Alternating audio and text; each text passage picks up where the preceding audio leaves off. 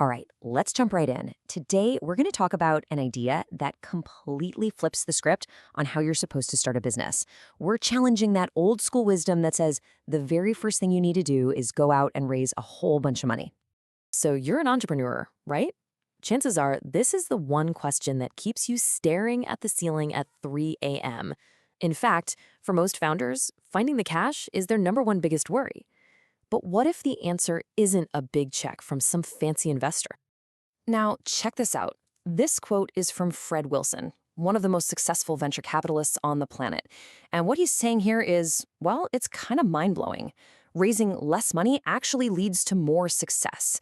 It feels totally backward, right? But that's the core idea we're going to unpack right now. All right, so here's the plan.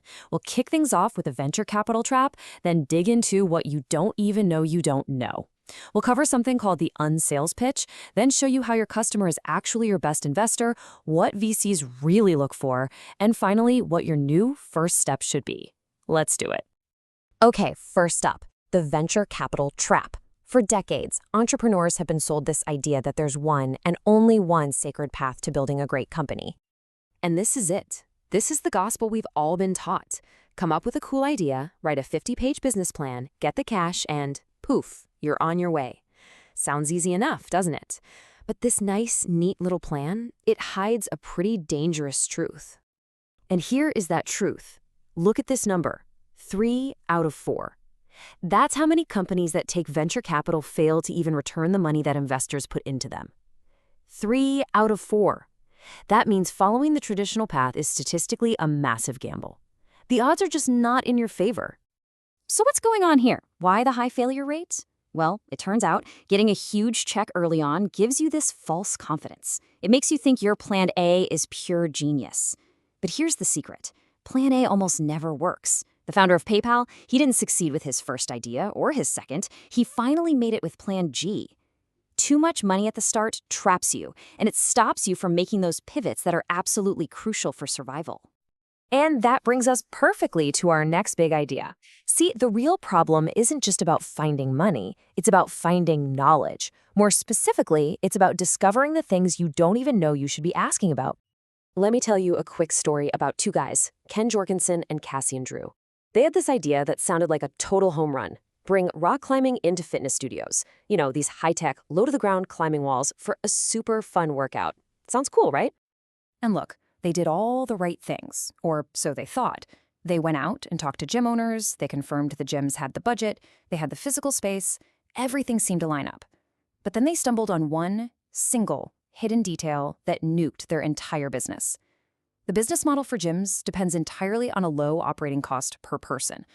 And their cool rock climbing idea, it was just way too expensive to run.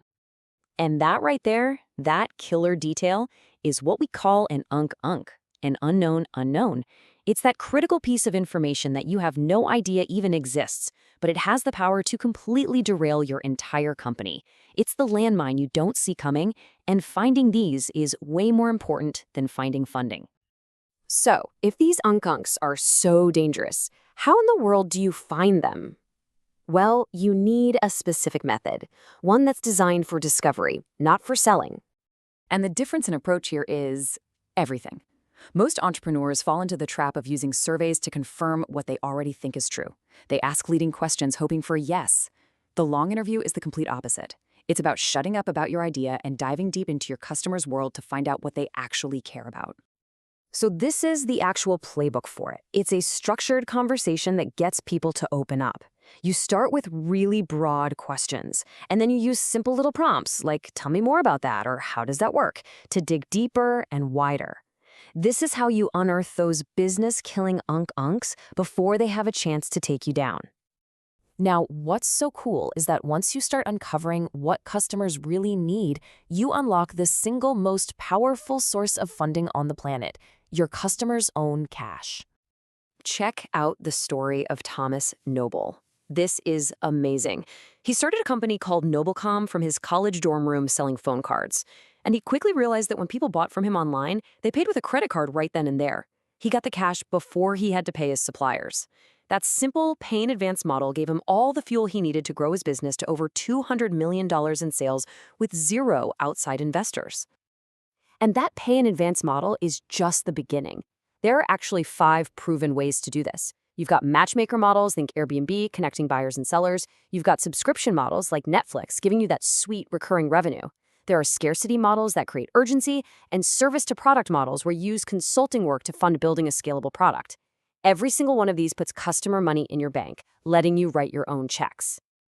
Now, you might be thinking, okay, this all sounds great, but isn't this kind of anti-investor? And the funny thing is, it's the exact opposite. Building a business funded by your customers is the single best way to get investors to line up at your door, if and when you ever need them. But don't just take my word for it. Listen to Bruce Golden, a top partner at one of the biggest VC firms in the world. He's saying that getting customers to pay you is the ultimate sign that you know what you're doing. It is the most powerful proof of concept there is. So what's the logic here? Why do VCs love this so much? Because it proves your model works. It takes a huge amount of risk off the table for them. A perfect case study is the gaming company Supercell. They only raised one small round of funding after they had proven their model with customer cash, and they went on to become an absolute juggernaut. Which brings us to the single most important point of this whole conversation. We need to completely rethink the primary goal for any entrepreneur who's just starting out. So forget about that slick pitch deck for a second. Forget about practicing your fundraising pitch in the mirror. Your one and only mission, your top priority, is to find one person, just one, who will pay you for what you are building. This right here, this is the new mindset. Because a paying customer gives you so much more than just money. They give you feedback. They give you validation. They give you the momentum you need to build something real and lasting. They are, without a doubt, your best investor. So, I'm going to leave you with a challenge. This week, don't open up that spreadsheet to work on your 5-year financial projections. Instead, I want you to think about this. Who is the first potential customer you can talk to? Not to sell them, but to learn from them. That conversation, that is your new first step.